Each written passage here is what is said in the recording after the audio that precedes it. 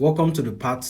Welcome to the third part of this leg study video series, where I just go and like study the muscles of the legs, study the landmarks, study how the muscles overlap, and how to actually apply it to real life drawings. And so I've been doing this study using the Anatomy for Artists book, and it has been really helpful. I've been drawing for years, but like I've never properly sat down to properly study the legs. I know like a bit of leg muscles here and there, but how they intersect and overlap and how they form around each other. I've never been able to properly do that. So that's the purpose of all this anatomy series, like to learn and to also talk about my approach in general to art, and hopefully that will be useful to someone. So we've done the first part where we talked about the quad muscles, but I'm just going to go briefly again and talk about like the entire what I've been doing so far in these study videos, because I was supposed to break them down into multiple parts, and I just decided to do a lot of the studies, and just put them out there. So I did a lot of muscle, virtually all the muscles of the legs. So when I did the leg muscles, what I did, because like from what I've learned rather, like to help me like kind of understand what's going on in the leg, I grouped them into the thigh muscle and then the lower leg compartments, right? So we have the upper leg and then the lower leg, and in terms of drawing you could just divide them into tubes. So that's what I did. But first of all, I did a quick study of the bones, right? The skeletal bones. So we like our tibia, our femur, and our fibula, and our and our kneecap. So that's what I did over here. I just did a quick study of the skeleton. And nobody would want to see that, so I just did that like separately without doing a video. The next thing I did was that I then did all the muscles, right? It's not like I'll remember them. I probably remember like 10 extra muscles in general, even though they are like around 36 thereabout muscles of the leg that we can see. There are some that you don't really see, so they don't really put that in the book, like the reference material I was using. So that would kind of be unnecessary, since we're artists now, like we just focus on the visual. So that that's what I'm doing here. So like the muscles here, like I just focused on that. And then the next thing I did was that once I drew this in the front side, back, and then the medial view, the next thing I did was that I then tried to apply it to real life drawings, because that's the essence. That's what we're trying to achieve with this study process. So you understand how the skin itself, right, which is sort of like a clothing, and thereby we have like creases and whatnot, how the skin covers over all the muscles, and how the muscles expands and contracts, and how the muscles changes shape a bit with each leg movement and position. So that's what I did here, but it's just a simple standing leg, so that we can see how the muscles that I've drawn, that we see visually, affects how the a healthy looking leg would be, and the kind of like the intersection and whatnot with the leg. Very helpful, very useful.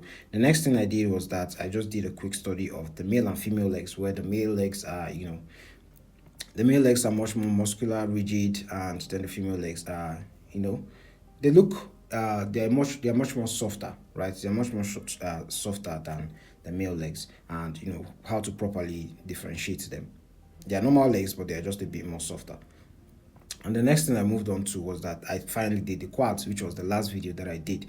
And when I talked about breaking the leg muscles into the thigh muscles, right, and then the lower leg muscles, what I did was that I further broke down the thigh muscles, right. I had to look at YouTube channels to actually help me with this and give me direction, other resources.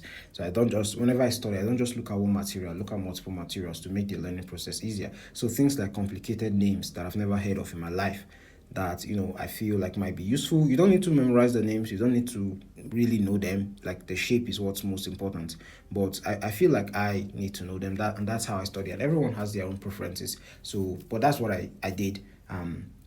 And then I'm talking about the thigh muscles now. So I did break down the thigh muscles. So remember, we've broken down into two compartments: the upper leg, I would say, and then the lower leg, if that's easier for you. And then like I call them the thigh and then the lower leg compartments. So with the thigh muscles, right, there's further breakdown, where we have our quadriceps muscles, or our quads. We have our sartorius muscle, then our hamstrings, and then our adductors.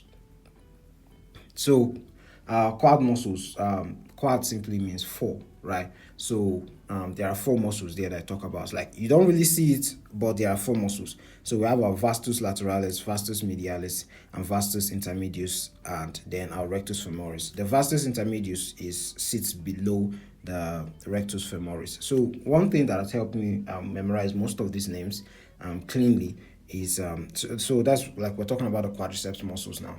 One thing that has helped me memorize these names cleanly is I do look at the etymology of the names, and I would look at another name that is sort of associated with it. It's kind of helped me remember the names, and like especially their positioning on the body. It kind of helps me with that. So that's it about the quads. The next thing I do is that I get references from the book. I'm going to do a study later on where I get like sports, like use sports, actual sports people, and then from what I've learned, I'm just going to sort of break the muscles down. It's kind of like a fun exercise I usually do for all these studies, and I did it for the arm, and I'm also going to do it for the leg. I've sort of done this here, but I feel this is not enough, so I'm going to do that later. But for the quads, you can see how it sort of changes the plane of the leg, not just the quads, but other muscles also affect that, right? So into like divides it into like two planes. So the leg is not just straight, there is an extra plane. So what I mean by that is, let me just quickly show this to you. So right when I talk about breaking it into two compartments, so we have our first compartment, then we have our kneecap, then we have our second compartment, right? But because of the position of the quadriceps and then our sartorius muscle, which is also known as the tailor-like muscle, it is the longest muscle in the human body. And they call it the tailor-like muscle because in the olden days tailors usually sat cross-legged. So the sartorius helps, like, sort of changes the plane of how the leg looks, and that is where we see something like this. It just goes like this, right? And then you see a plane change like this, and you have your leg something like this.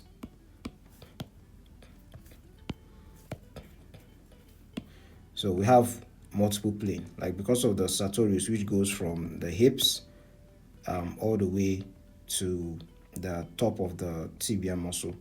We have a simple plane like this of the leg, right? You see how we've been able to draw like a really convincing leg from memory, like without necessarily looking at a reference, and that's what doing a study can actually help you do. So that's the first two, like, group of thigh muscle.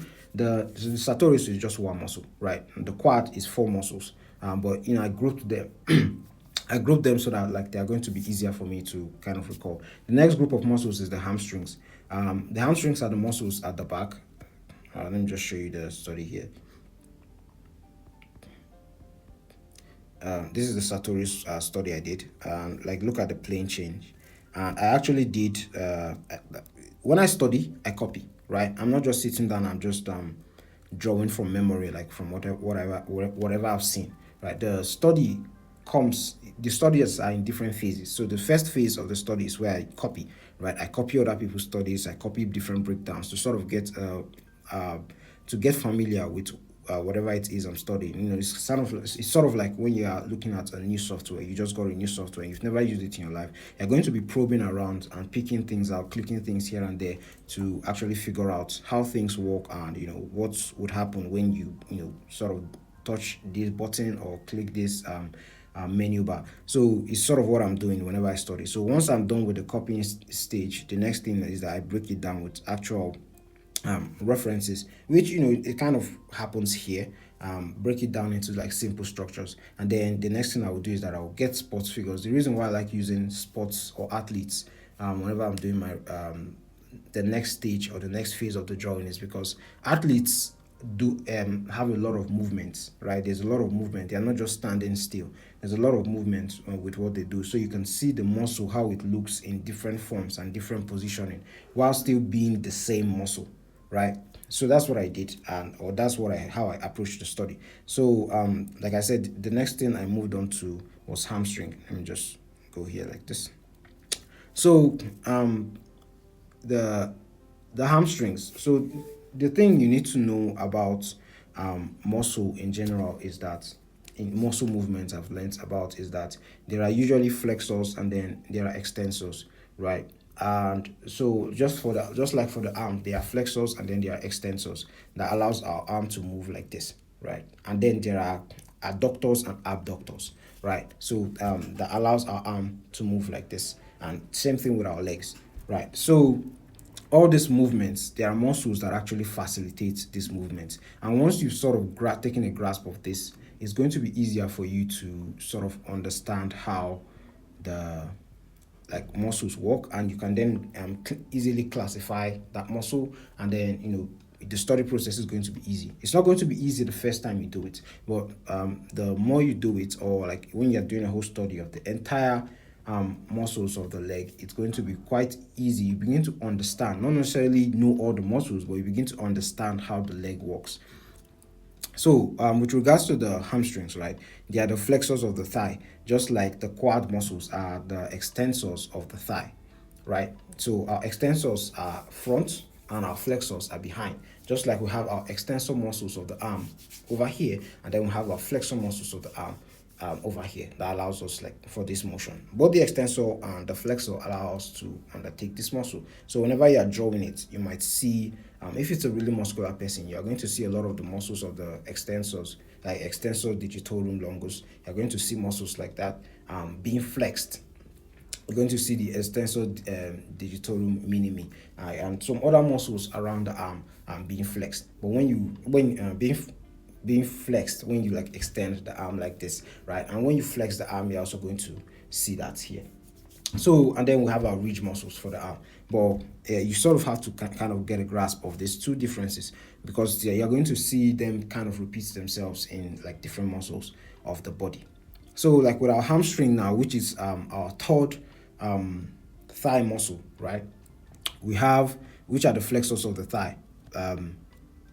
So we have our semitendinosus, semimembranosus, and the bicep femoris. So for the semitendinosus is like the leanest muscle, and it's usually beneath the semimembranosus.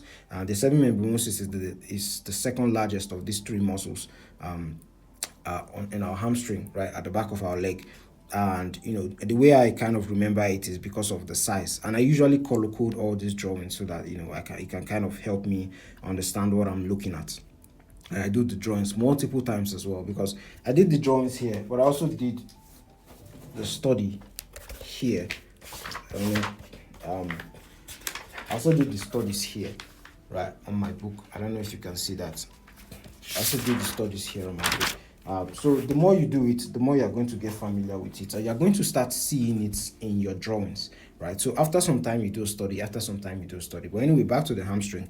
The semimembranosus is the second largest, and the semitendinosus sits beneath it. So I'm not going to talk a lot about the muscles, because you might not really grasp it, because studying is something that is personal. You have to do it yourself before you begin to understand what is actually going on in the human body, or that anatomical parts that you're looking at. And then the last one is bicep femoris. When you actually break down these words, it's going to be a bit more easier for you to recall them. So like biceps, for instance, now bi means two, ceps means headed, and femur, it's talking about muscle that is around the femur bone. So it's going to be a bit more easier for you to remember the name. So two-headed muscle that is around the femur region, a femur bone region. Now, if you actually look at it, it is virtually all around the femur. If you look at drawings of the bicep femoris, which is in purple over here. So the next thing I did was the adductors, right, which are the inner thigh. So we have the quads, we have the sartorius, then we have the adductors of the leg. What am I doing?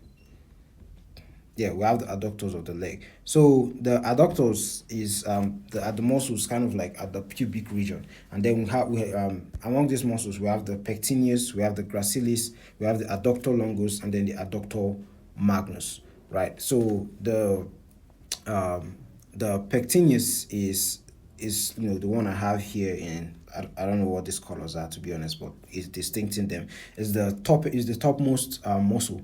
This muscle has actually given me a bit of problem to memorize, but I just know that there are four muscles at the pubic region.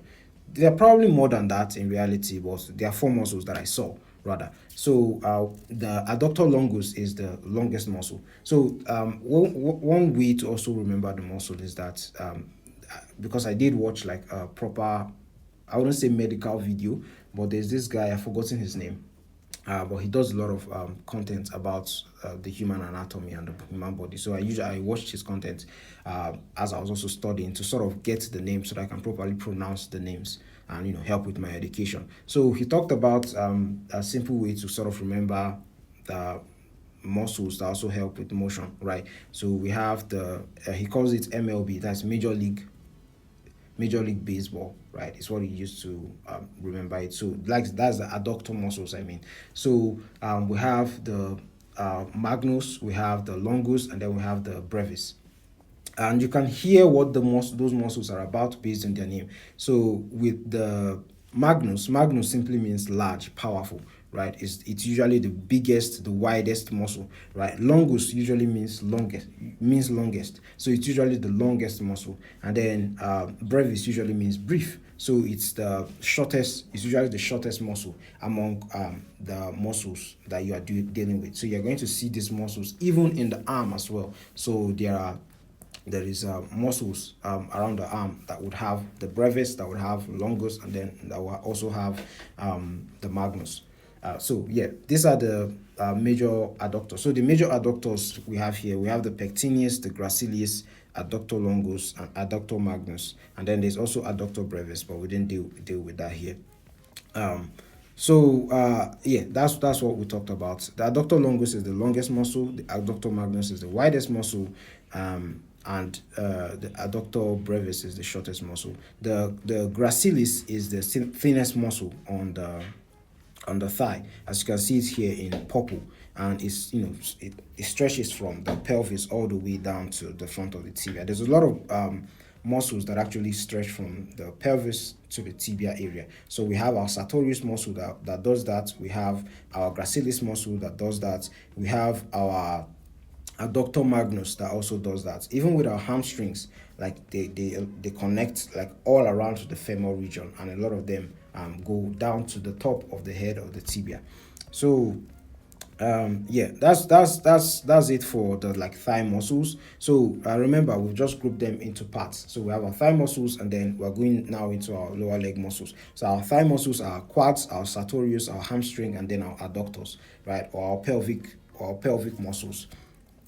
And I simply broke that down and classified that. The next thing is going to be our our lower leg muscles, right? So the way you could simply look at it is that the lower leg muscles, you could just group them into the anterior, posterior, medial, and the lateral muscles. And or you could group all muscles into these groups, to be honest. For instance, with our thigh, like I just talked about, there's the anterior muscles. Anterior simply means front, or front view. The posterior simply means the back view. The medial means the middle view. The muscles are the middle, so like the muscles between your thighs, right? And then the lateral muscles are the muscles on the side. So I'm just learning this now, so it's not like I knew this before, but this is what studying has actually helped me to do, to get new information. And then that could be another way to group it, but that's the way we could group the lower leg compartments. And I didn't really study all the muscles in the like anterior, posterior, and medial. I just because they can be a bit confusing, and a lot of the muscles are very thin and very small on the leg, and I just didn't want to do that. I might do that later, but at the moment I wasn't feeling like it. So the muscles I just did was I did the anterior muscles, and with the anterior muscles we have the tibialis anterior, we have the extensor digitorum longus, which extends the digits of the toes. So it's in the word, right? What that muscle do is actually in the word. Like extensor extends, digitorum it extends the digits, longus. So it's a long muscle, right? A long muscle because it actually goes from like it goes throughout the tibia, right, and extends down to the digits of our legs, the phalanges like of our legs. They actually help you contract. Like if you move your leg a bit, like there's a muscle that actually extends, helps you extend. There's a muscle responsible for that motion, that movement. That's the extensor digitorum longus. Then we have the extensor hallucis longus. This muscle is actually it's the long muscle that extends the big toe or the hallux. Actually, this is the first time I actually figured out, or well, discovered that the big toe is also called the hallux. Why didn't they just call it something like extensor big toe longus, something like that, something simple? But I guess they have to be scientific for the people with actual big brains. So these are the muscles uh, in the anterior region. So the tibialis anterior is the front muscle on the tibia, like it's in the name. So yeah, I just did a quick study. These studies can be quite exhausting because, as you can see, I'm doing the drawings over and over and over again in the same direction, right? But the thing is, the more I'm doing it, the more I'm familiarizing myself with it. And you shouldn't aim for perfection whenever you're doing study. Just aim to improve, aim to make progress. And that is what I do in this or that's what I'm trying to do rather in these videos, right? The more I'm talking about them, the more the information is actually sticking, and the more it's going to actually help somebody, even though it's just one person, to get better. There's always somebody that can learn from what you have, or what you've really of what you've recently learned. So that's the anterior muscle done. Like there are just three muscles to look at: the extensor hallucis longus, the extensor digitorum longus, and the tibialis anterior. I didn't put the hallucis longus because usually people don't really care about it, to be honest, and it's not like it's going to be visible when you're drawing the leg. Or it's just something you can look at on your own time. And then the next thing I looked at was the posterior muscles. You know what? I've actually not done that. I actually haven't done the study of the posterior muscles. Now that I'm looking at it, I've not done that. That is very bad of me. I've not done that. I thought I did. I thought I did. But anyways, the next thing we're supposed to move on to is to the posterior muscles, which are the gastrocnemius and the soleus muscle. The gastrocnemius is the muscles of the calf, or the calf muscle rather. So the it's that big diamond shaped muscle. Let me just show you right here. It's a big, it's the big diamond shaped muscle over here, right? And it extends all the way down to our Achilles tendon, which is the strongest tendon in the human body. So that's the gastrocnemius, and then it's also here like this. But then we have the soleus muscle beneath it like this. So the soleus muscle, well, the soleus muscle it's probably one of the most powerful muscles in the body in terms of like strength and keeping the human body upright. So these are just the two major muscles of the posterior region of the leg. So our gastrocnemius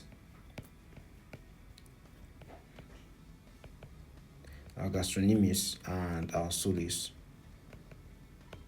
Yeah. So these are the major muscles, and then uh, I should do a study on that. I'm going to do that later on. But lastly, I did muscles on the medial, on the lateral region. So we have the proneus brevis and then the proneus longus. So remember the thing I talked about, muscles that actually help with motion in terms of like adduction, right? So we have the proneus brevis over here, which actually means brief, right? Or the short muscle is the shortest muscle. As you can see here in this lighter blue color, it's the shortest muscle out of these two muscles on the lateral region of the leg. And then you see the proneus longus, which is the more which is the longer muscle out of the two. So like um, this simple breakdowns can actually help you not just remember the muscles, but sort of help you understand the shape of the leg, and you can see how that muscle in particular affects the shape of the leg. And it's going to also help you when you start adding value to your work. Whenever you're painting your work or whenever you're adding shading to your work, you're going to know where these muscle groups, right, how they shape and how they look and how it affects the structure and the planes of the human form. So the legs, the arms, whatever parts that you're looking at, regardless of the size of the person. So that is it for this video. That is what I talked about. I'm just going to put like some time lapse to show. Well, time lapse is probably already playing. But that's the whole study of the leg that I've done so far. That is everything I've looked at, everything I've studied. It has taken a long time, but I've learned a lot, and this, I've learned new things. The next time I would do after this probably is that's when I've done the gastrocnemius and the soleus muscle study, is to look at quick gesture drawings and then do blockings of these characters of these muscles using real life athletes images that I've seen, and then draw them. So yeah, but the goal in general is to sort of understand the landmarks of these muscles and how they kind of interact with each other, and make me a better figure drawing artist, and a better artist in general. Remember, all these things that I've been doing is classified under anatomy, which is an art fundamental, and eventually we will move on to things like doing value studies, doing perspective studies. I'm not good at perspective, so definitely there's very large room for improvement. So yeah, but we're studying anatomy and structure. So hopefully this video has been helpful. Hopefully you learned something from it. I'm going to do more videos. I'm going to do another leg anatomy video, probably the last one for a while, and then we're going to move on to the entire figure drawing. But I have to say the leg has been very interesting to study. I would say it's been more interesting than the arm, because the arm was very complicated and very challenging for me. So at first I wasn't able to properly enjoy it, but like with the leg, especially like the quad muscles, they are like my favorite muscles to draw. And even when I've been doing figure drawing a lot and didn't know about the muscles, I sort of always got the shape correctly. So it's a bit fun to draw. And whenever I saw like artists like Jason Farbach and David Finch, they always in their male characters, which are usually muscular, they usually paid attention to those muscles. So I sort of, because of how much I copied their work, I sort of intuitively always added that. But with actually doing a proper study, I've been able to like improve and actually understand how that works and why that is the way it is. There's a muscle I forgot to mention that I didn't properly do a study of. I should do it. Is the gluteus muscle, the glutes, the muscles of the glutes. So the gluteus maximus, gluteus medius, and gluteus minimus, and the tensor fasciae latae, which is the muscle around the hip region. But it's very important to learn those muscles because they are also part of. Because I'm going to get a bodybuilders references and actually break them down. You're going to see how, like, when these muscles are very defined, when these muscles are semi-defined, and when these muscles are not really that defined at all. You're going to see how they look. The glutes is the biggest muscle in the human body, I believe. Yeah, it's the largest muscle in the human body. So, and it helps to support with our weight and whatnot. So yeah, that's just it for this video. Hope you learned something. Hope it has helped out someone. I know I've been yapping for a while, but I'll see you in the next study video. Have a great day, guys.